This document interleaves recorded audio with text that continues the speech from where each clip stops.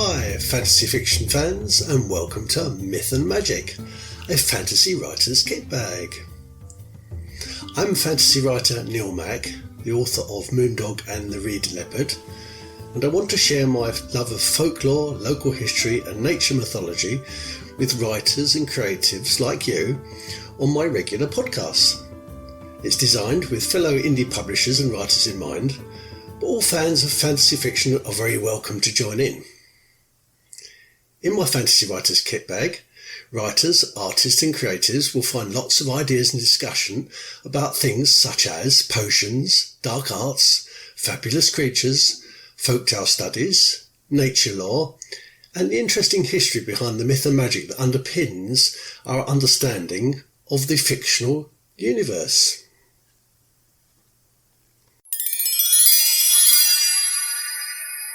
What I've been up to. Hi there, I've just come back from a trip to Shrewsbury, which I'll talk about in a second. But before that, I just wanted to quickly talk about connections.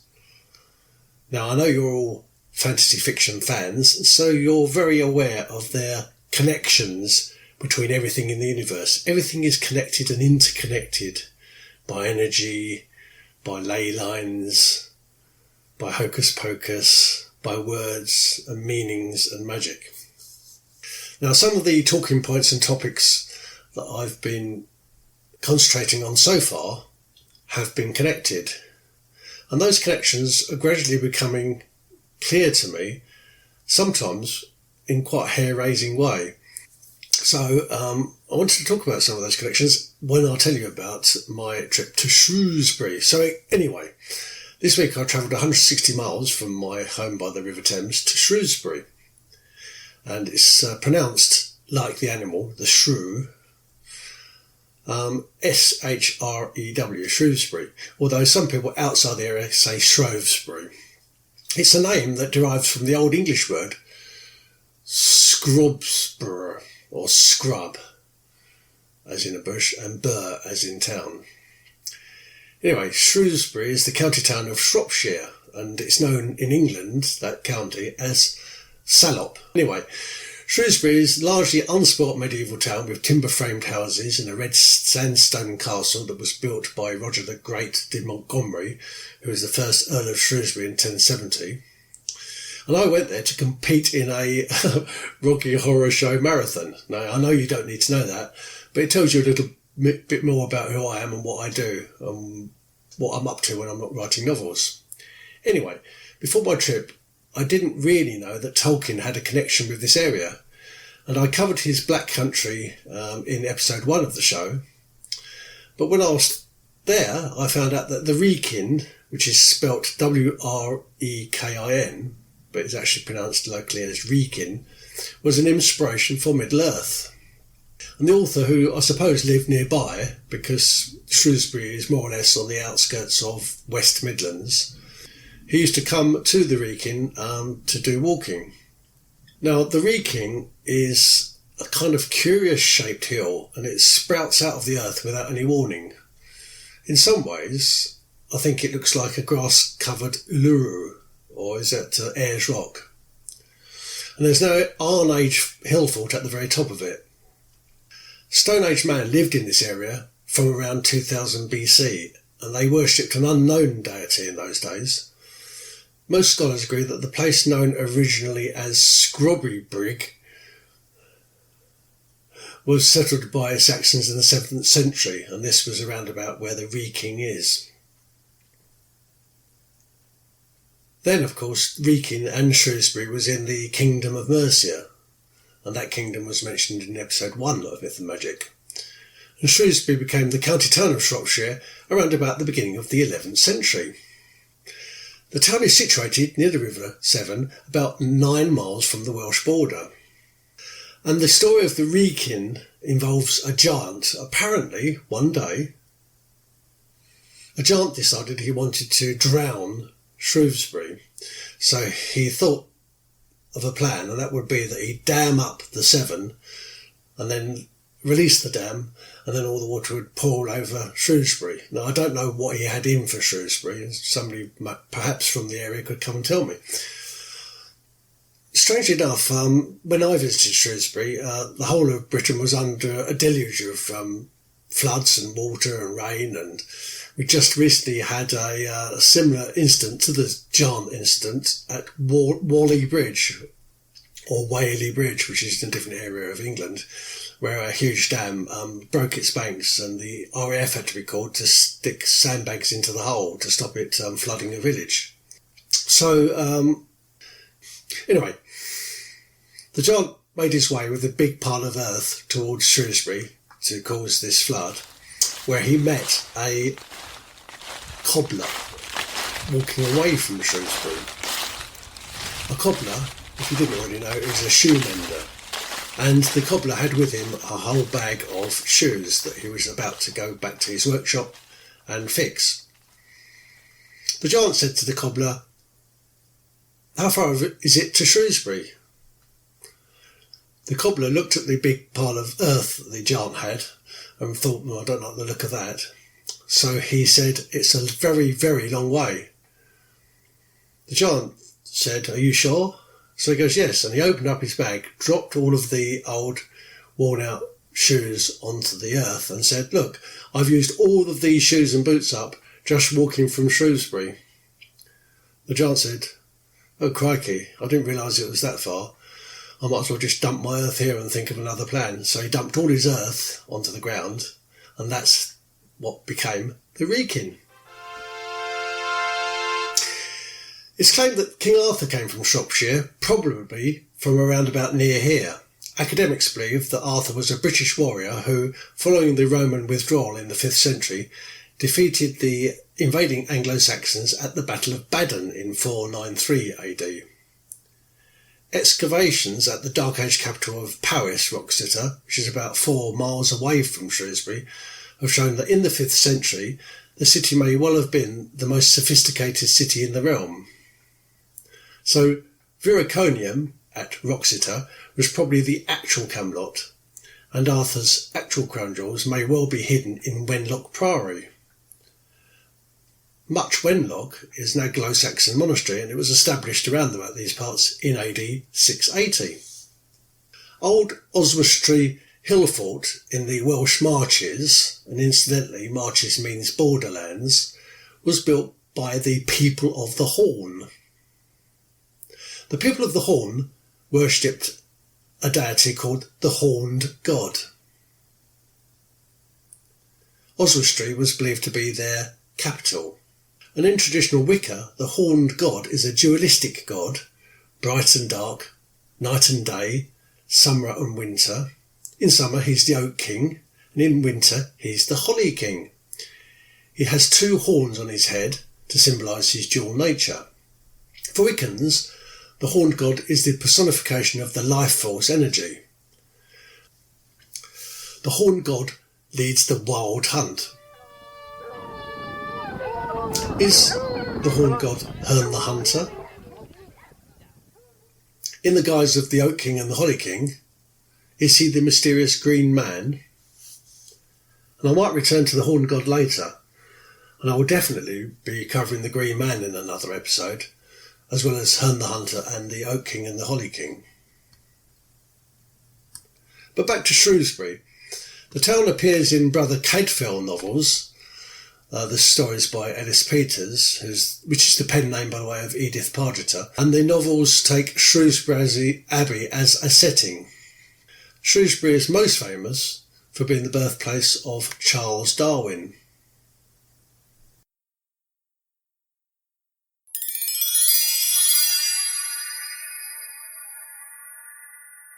The locus in quo.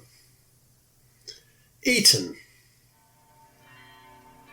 Just 5 minutes from my home is the grand medieval stone Gothic castle known as Windsor Castle. The Queen rules over her subjects from those stone towers that have been lived in for over 1,000 years. And around the castle is the Great Park, and it contains some of the oldest broad-leaved woodlands in Europe.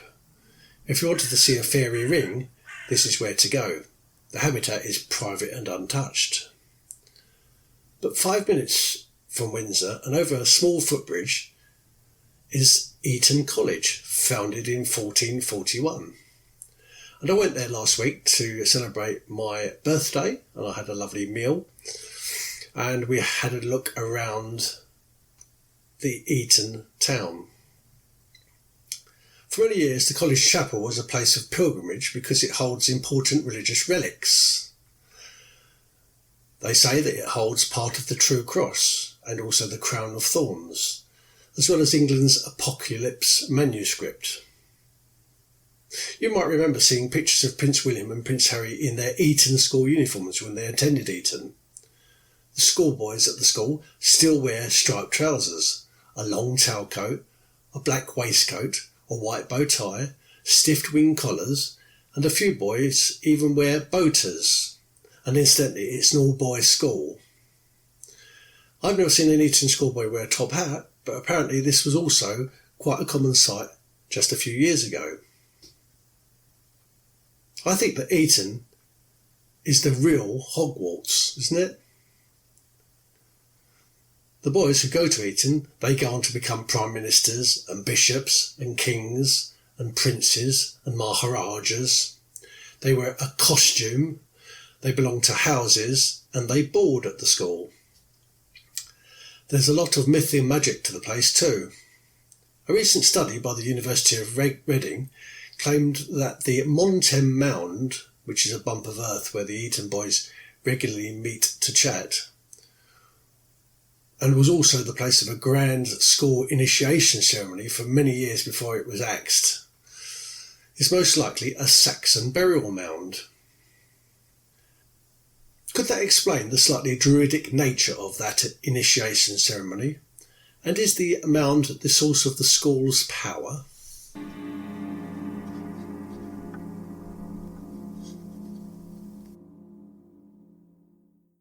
Myth and magic news. There's sad news this week that Ohio-born 88-year-old author Toni Morrison has died. Toni Morrison was the author of Song of Solomon in 1977. In the late 1960s, Toni became the first black female editor in fiction at Random House in New York City. She was awarded the Nobel Prize in Literature in 1993. Her father grew up in Cartersville, Georgia, and when he was a teenager, he witnessed a lynching. When Morrison was 2 years old, her family's landlord set fire to their house while they were still home because her parents could not pay the rent. In 1949, Toni enrolled at the historically black Howard University in Washington, D.C., seeking the company of fellow black intellectuals. While at the Howard, she encountered racially segregated restaurants and buses for the first time. She graduated in 1953 with a BA in English and went on to earn a Master of Arts from Cornell. Her first published novel, The Bluest Eye, is about a black girl who longs to have blue eyes, and it's been described as a mix of history, sociology, folklore and nightmare. In 1996, television talk show host Oprah Winfrey selected Song of Solomon for her newly launched book club, and Toni's horror drama titled Beloved 1987 won the Pulitzer Prize for Fiction and was made into a film with Oprah Winfrey, Danny Glover and Thandie Newton in 1998. In 1981, Toni released a story called Tar Baby, and I touched on the idea of a tar baby in episode 1 show notes. In a 1995 interview, she explained about the tar baby. She said, "A tar pit is a holy place because tar was used to build things. For example, tar held together the pyramids and Moses' little boat." And she said, "For me, a tar baby is a black woman who can hold things together." Toni Morrison.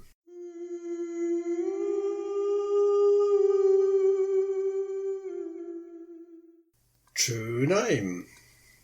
A true name is a name of a thing or being that expresses or is somehow identical to its true nature.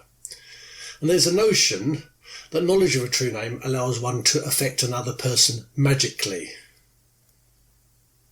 For example, in the German fairy tale Rumpelstiltskin, the girl can only free herself from his supernatural power by learning his true name.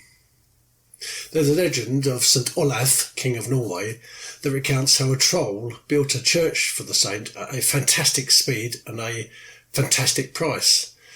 But the saint was able to free himself from debt by learning the troll's true name. By the way, Skaldic poetry of 1014 suggests that it was Olaf, the same Olaf, who pulled down London Bridge. It didn't fall down of its own accord. In the English ballad of Earl Brand, the Earl, betrayed by Woden, elopes with his beloved, and he can defeat all of his enemies who are chasing after him until the heroine pleads with him by name to spare her youngest brother, and that's when he loses all his magical power. In North English folklore, there's the belief that a boggart, and a boggart is a household spirit of mischief, should never be named. If you give your boggart a name, he can't be reasoned with. And you'll remember that in The Hobbit, Bilbo Baggins uses a great deal of trickery to keep the dragon Smaug from learning his true name.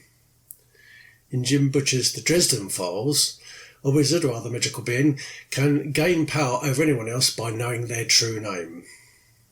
So, to protect yourself from magic, it's best to stay safe and never reveal your true name.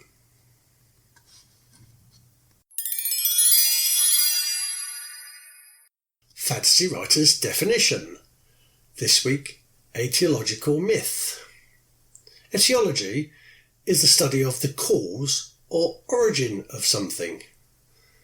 And earlier in the show, I was talking to you about the Wrekin, and we were talking about the origin of this lump of earth in the middle of nowhere.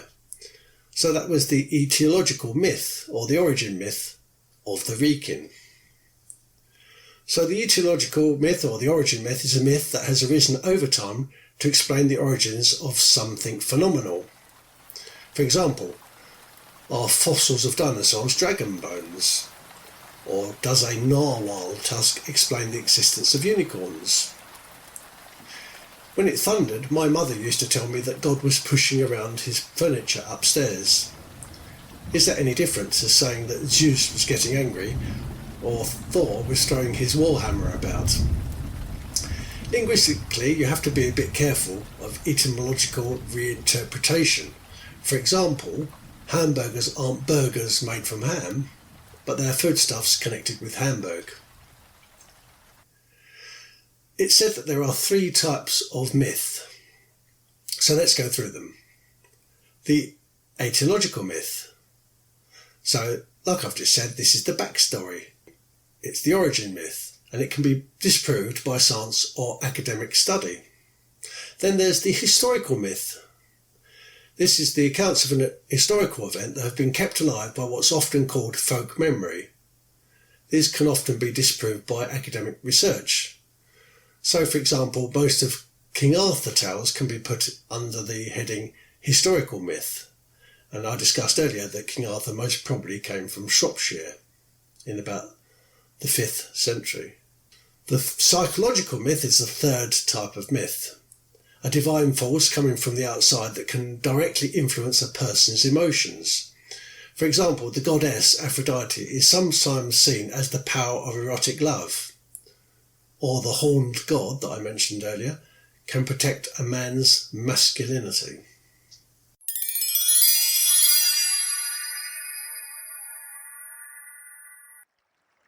Fabulous creature of the week. This week, the Swan Maiden. As you know, I live next to the River Thames, and each year a group of people called the Swan Uppers in medieval costumes come along the river and they count all the swans, the Queen's swans. This week I went down towards the town and I saw a group of swans, a family of swans, with one male, the cob, and his wife, the pen, and 5 of their daughters. And I'm pleased to tell you that the cygnets now have gone from little duckling-shaped birds with yellow feathers. They've now started to grow out their grey feathers too, and they look more like swans. They resemble swans, They're about the same size and the white feathers are coming through. Wayland the Smith was a weird and malicious craftsman, according to the famed folklorist Jessie Weston.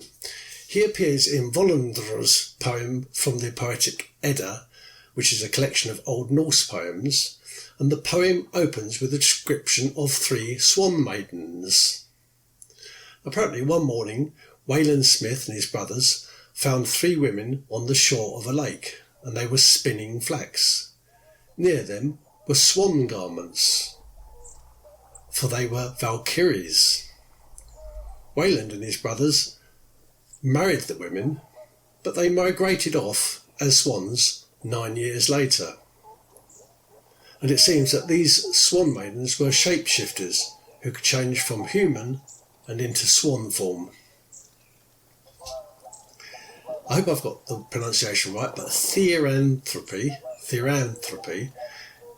or, as you all know, shape-shifting, has long existed in mythology, and it's even depicted in ancient cave drawings.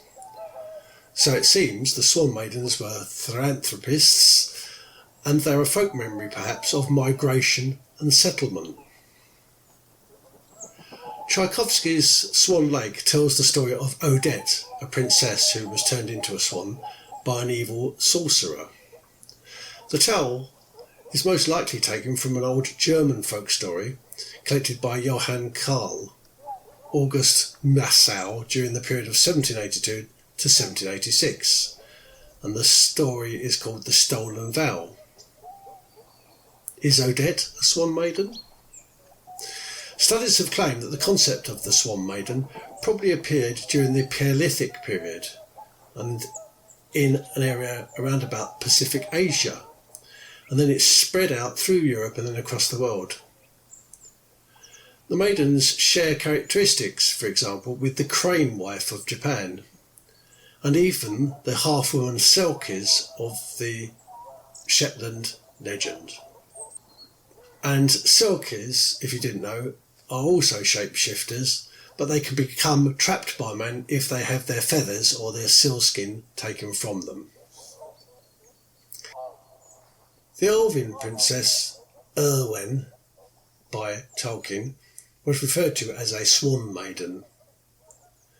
And Alienora, a Swan Maiden, joins Holger on his adventures in the 1961 fantasy novel 3 Hearts and 3 Lands by Paul Anderson. And if you remember it, the fantasy role-playing game Dungeons and Dragons, which incidentally was heavily influenced by Anderson's novel, has a character known as the Swan May, or Swan Maze.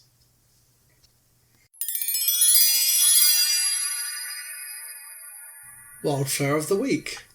Chili pepper. My oldest daughter was kind enough to send me a chili pepper plant for Father's Day. Father's Day in the United Kingdom is on the 3rd Sunday in June. And it's interesting to note that the day corresponds to the Sky Father's Day, i.e. the midsummer solstice, don't you think? Anyway, back to my chili pepper.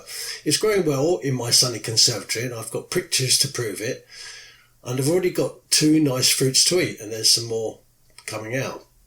Capsicum fruits have been part of the human diet since 7500 BC and are one of the oldest known cultivated crops. When Christopher Columbus reached the Caribbean and the ship's doctor encountered capsicum for the first time, he called them peppers, because the plants reminded him of the European black pepper, which is Piper nigrum, and they tasted hot and spicy.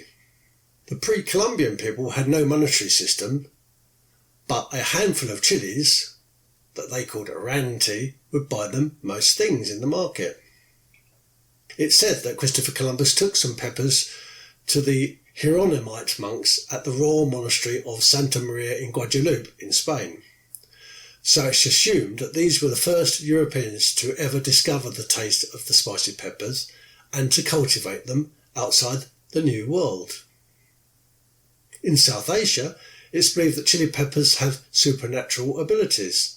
so they hang a few above the door to deter evil eye. If you wanted to be in my Call Out This Week section, then get in touch with me via my website. Thank you very much.